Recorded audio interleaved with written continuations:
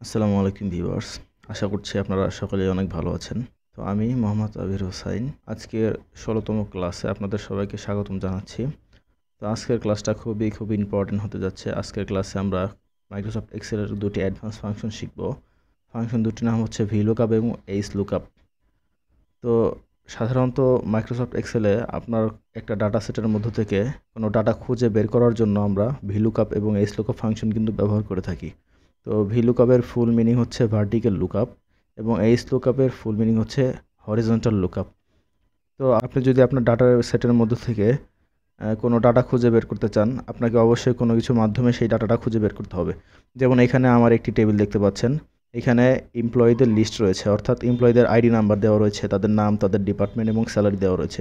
এখন আপনি চাচ্ছেন যে কোনো আইডি নাম্বারের মাধ্যমে কোনো এমপ্লয়ির নাম বের করতে। তো সেই জন্য আপনি কিন্তু VLOOKUP ফাংশনটি ব্যবহার করতে পারেন।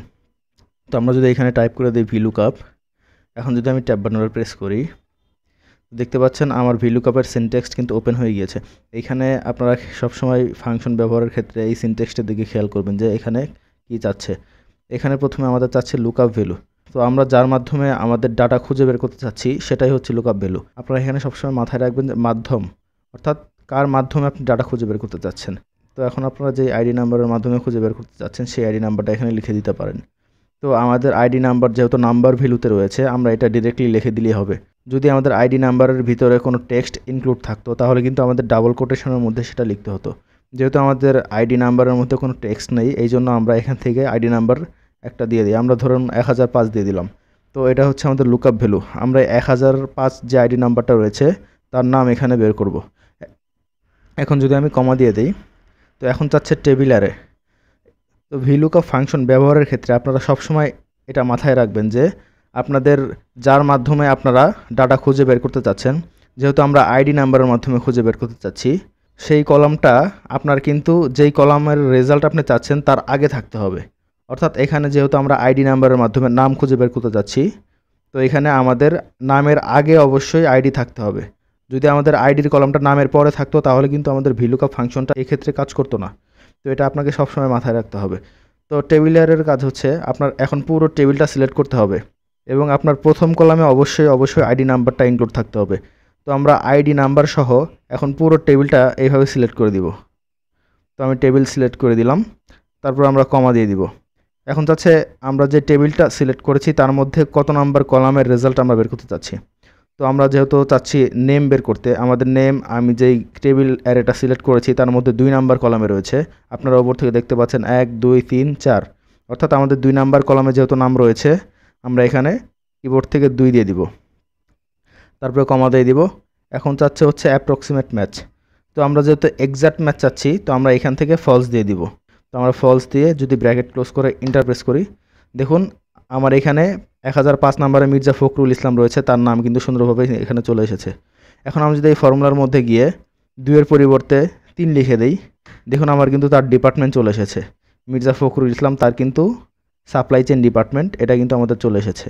তো এখন আপনি যদি এই ফরম্যাটের মধ্যে, অর্থাৎ এই যে এমপ্লয়ের যে আইডি দেখতে পাচ্ছেন তার নিচে দেখুন একটা এমপ্লয়ের আইডি দেওয়া রয়েছে এবং এইখানে নামের একটি কলাম রয়েছে। আপনাকে বলা হলো এইখানে আমরা যেই এমপ্লয়ির আইডি টাইপ করব অটোমেটিক্যালি নাম পরিবর্তন হবে। এটা কিভাবে করব?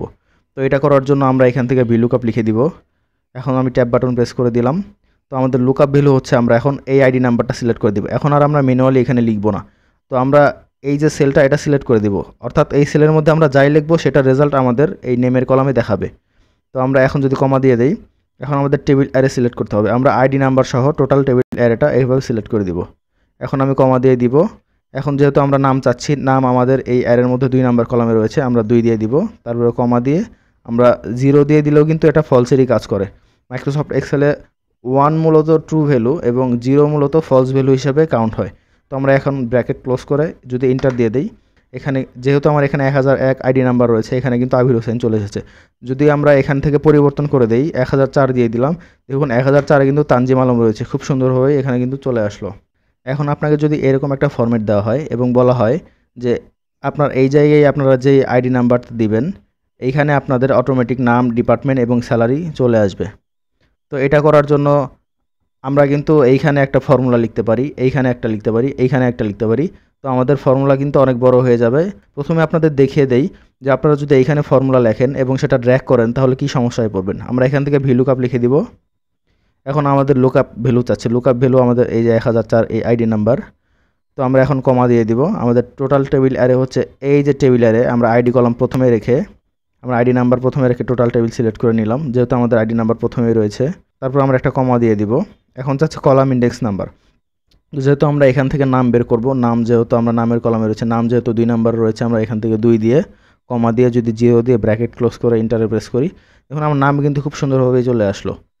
আপনারা এখন করতে পারেন যে এইখানে আবার একটা ফর্মুলা লিখবেন এইভাবে, অথবা এই ফর্মুলা এখান থেকে কপি করবেন, কপি করে আবার এইখানে পেস্ট করবেন, এইখান থেকে আবার 3 দিবেন, কিন্তু কাজটা কিন্তু অনেক ম্যানুয়ালি হয়ে যাবে। তো আপনি যদি চান আপনি এইখানে ফর্মুলা লিখে এইভাবে ড্র্যাগ করে দিবেন আর রেজাল্ট চলে আসবে। তাহলে দেখুন কি হয়। আমরা যদি এখন এটা ড্র্যাগ করে দেই, দেখুন আমাদের কিন্তু রেজাল্ট ঠিকই চলে এসেছে, কিন্তু আমাদের এই রেজাল্ট কিন্তু ঠিক নেই। তো কেন ঠিক নেই আমরা যদি আপনাদেরকে দেখাই, তো দেখুন আমার কিন্তু এইখানে টেবিল রেঞ্জটা আমরা যেহেতু এইখানে ফর্মুলা লিখেছি এইখানে ঠিক আছে। তো আমরা যদি এই মার্চেন্ডাইজিংয়ের কলামে চলে যাই, এইখানে কিন্তু আমাদের টেবিল রেঞ্জটা ঠিক নেই। আমার টেবিল রেঞ্জটা শুরু হওয়ার কথা ছিল আইডি নাম্বার থেকে স্যালারি পর্যন্ত, কিন্তু আমরা যখন এটা ডানে ড্র্যাগ করেছি এটাও কিন্তু ডানে ডানে সরে গিয়েছে। তো আমরা পূর্বের একটা ক্লাসে শিখেছি সেল রেফারেন্সের ব্যবহার, আমাদের কিন্তু এখানে সেল রেফারেন্সের ব্যবহার করতে হবে। তো আমরা এখানে চলে যাব, এইখানে গিয়ে আমরা এই যে আমাদের টেবিলের রেঞ্জটা রয়েছে এটাকে আমরা F4 ক্লিক করে লক করে দিব। দেখুন $সাইন চলে এসেছে B এর আগে এবং 2 এর আগে। এখন যদি আমরা এন্টার প্রেস করি এবং এটা টান দেই, তো দেখুন এখনও কিন্তু আমাদের রেজাল্ট কিন্তু আসেনি, কারণ আমরা এইখান থেকে আমাদের এই যে আইডি নাম্বার এমপ্লয়ি আইডি এটা কিন্তু লক করা উচিত ছিল, আমরা এটাও লক করিনি। তো চলুন আমরা এখন এটাতে ডাবল ক্লিক করে এই যে এমপ্লয়ির যে আইডিটা রয়েছে আমরা এটাকে লক করে দিব, F4 ক্লিক করে দিলাম। এখন যদি এন্টার প্রেস করি এবং এটা টান দেই, তো এখনও কিন্তু আমার রেজাল্ট ঠিক থাকবে না। তো দেখুন এইখানে কিন্তু এখন আমার এমপ্লয়ি আইডি এবং টেবিল অ্যারে পুরোটা কিন্তু লক হয়ে গেছে। তো এইখানে আমার আসার কথা ছিল 3 নাম্বার কলাম, তো আমার এখানে আসার কথা ছিল 3 এবং এইখানে আসার কথা ছিল আমার 4, অর্থাৎ আমি এখানে নাম চাচ্ছি, এখানে ডিপার্টমেন্ট চাচ্ছি, এখানে স্যালারি চাচ্ছি। তো আপনি কিন্তু এখন এইখান থেকে জাস্ট কলাম নাম্বারগুলো পরিবর্তন করে দিলেই কিন্তু রেজাল্টগুলো খুব সুন্দরভাবেই কাজ করবে। দেখুন খুব সুন্দরভাবে কিন্তু চলে আসলো। এখন যদি আমরা এখান থেকে আইডি নাম্বার পরিবর্তন করে দেই, দেখুন প্রত্যেকটা রেজাল্ট কিন্তু আমার চেঞ্জ হচ্ছে, দেখুন প্রত্যেকটা রেজাল্ট কিন্তু আবার চেঞ্জ হচ্ছে এবং এটা ডাইনামিকলি হচ্ছে। তো আপনি যদি আরও ডাইনামিকলি কাজটা করতে চান তাহলে আমরা সেটাও দেখে নিই। চলুন আমরা এটা ডিলিট করে দিব। এখন আপনারা যারা মাইক্রোসফট এক্সেলের 2019 টু অ্যাবভ অর্থাৎ 2019, 21 বা 24-এর ভার্সনগুলো ব্যবহার করছেন, অর্থাৎ আপডেট ভার্সনগুলো ব্যবহার করছেন, শুধুমাত্র তারাই কিন্তু এই ব্যবহারটা করতে পারবেন। এখানে আমরা এই যে 2 দেখতে পাচ্ছেন, এইখানে আমরা একসাথে ফর্মুলা লিখব একটা সেলের মধ্যে, আর বাকি 3টা সেলে একসাথে রেজাল্ট চলে আসবে। তো এটা করার জন্য আপনাকে কিবোর্ড থেকে সেকেন্ড ব্র্যাকেট ইউজ করতে হবে। আমরা শিফট ক্লিক করে এখান থেকে সেকেন্ড ব্র্যাকেট দিয়ে দিব, তারপর আমরা এখান থেকে 2 এর পরে একটা কমা দিয়ে দিব, তারপর আবার 3 দেব, আবার কমা দেব, আবার 4 দেব। এখন যদি আমরা সেকেন্ড ব্র্যাকেট ক্লোজ করি, অর্থাৎ এই যে আমরা সেকেন্ড ব্র্যাকেটের মধ্যে যে কয়েকটা কলামের ইন্ডেক্স নাম্বার দিয়ে দিয়েছি 2, 3, 4, এই কলামের রেজাল্টগুলো কিন্তু সে একটা ফর্মুলার মাধ্যমেই আমাকে দিয়ে দিবে। এখন যদি আমি এন্টারে প্রেস করি, দেখুন আমি কিন্তু একটা সেলের মধ্যে ফাংশন লিখেছি, বাকি 2টা সেলে কিন্তু আমার অটোমেটিক রেজাল্ট চলে এসেছে। এটা কিন্তু মূলত স্পিল ফাংশনের ব্যবহার।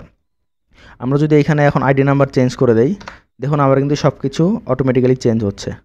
আশা করছি এই VLOOKUP-এর ব্যবহার আপনারা সকলেই বুঝতে পেরেছেন। এখন আমরা সেখানে চলুন মাইক্রোসফট এক্সেলে আপনারা কীভাবে HLOOKUP ফাংশন ব্যবহার করবেন। তো HLOOKUP-এর কাজ মূলত আপনার ডাটাকে হরিজেন্টালি লুকআপ করা। আমরা VLOOKUP-এ শিখেছি আমাদের কীভাবে আমরা ভার্টিক্যাল ডাটাগুলোকে লুকআপ ভ্যালুর মাধ্যমে রেজাল্ট বের করব। এখানে কিন্তু আমাদের ডাটা টেবিলটা হরিজেন্টালি রয়েছে, অর্থাৎ আমাদের দেখতে পাচ্ছেন এখানে কিন্তু আমাদের রো ভিত্তিক কিন্তু আমাদের ডাটা রয়েছে। তো এইখানে যদি আপনারা রেজাল্ট বের করতে চান আপনাদেরকে HLOOKUP ফাংশন ব্যবহার করতে হবে। তো আমরা এখান থেকে ইকুয়াল প্রেস করে HLOOKUP দিব।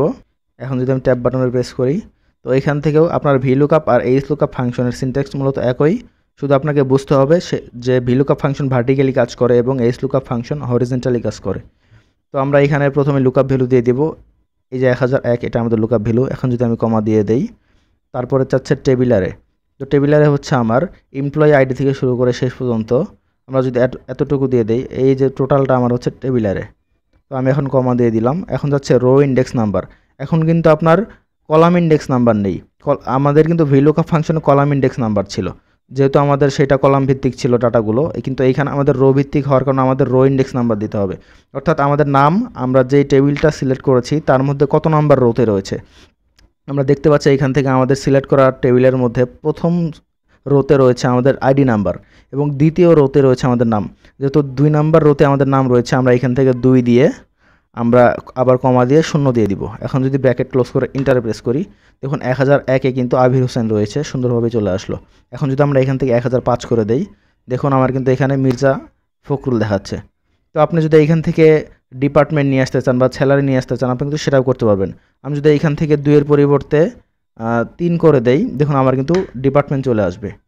তো আপনি যদি এইখান থেকে এই ট্রিক্সটা ব্যবহার করেন, আমরা যদি কার্লি ব্র্যাকেট দিয়ে এখানে 2 দিয়ে কমা দিয়ে আমরা 3 দিয়ে আবার যদি কমা দেই, তারপর আবার 4 দিয়ে দেই, আবার কার্লি ব্র্যাকেট যদি ক্লোজ করে দেই, কার্লি ব্র্যাকেট মানে হচ্ছে সেকেন্ড ব্র্যাকেট। তো আমরা যদি ক্লোজ করে দিয়ে এন্টারে প্রেস করি, দেখুন আমাদের রেজাল্ট কিন্তু একটা সেলের মধ্যেই কিন্তু সে দিয়ে দিয়েছে খুব সুন্দরভাবেই। তো আশা করছি ভিলুকআপ এবং এইচলুকআপ ফাংশনের ব্যবহার আপনারা বুঝতে পেরেছেন। মাইক্রোসফট এক্সেলে কিন্তু এই 2টা ফাংশন খুবই ব্যবহৃত হয়। তো আপনি যদি আপনার বিশাল ডাটা সেটের মধ্য থেকে খুব অ্যাডভান্স ওয়েতে আপনাদের ডাটাগুলোকে খুঁজে বের করতে চান, আপনারা কিন্তু এই ফাংশনগুলো খুব ব্যবহার করার মাধ্যমে তা খুব সহজেই করতে পারবেন। বেশি প্র্যাকটিস করবেন, তাহলে কোনো সমস্যা হবে না। আর যদি আপনাদের বুঝতে কোনো সমস্যা হয়, অবশ্যই কমেন্ট করে জানাবেন। আমি আপনাদের যথাযথ রিপ্লাই দিয়ে হেল্প করার চেষ্টা করব। তো আজকের ক্লাসটা ছিল এই পর্যন্তই। যদি ক্লাসটা ভালো লেগে থাকে এই ভিডিওতে অবশ্যই একটি লাইক করে দিবেন।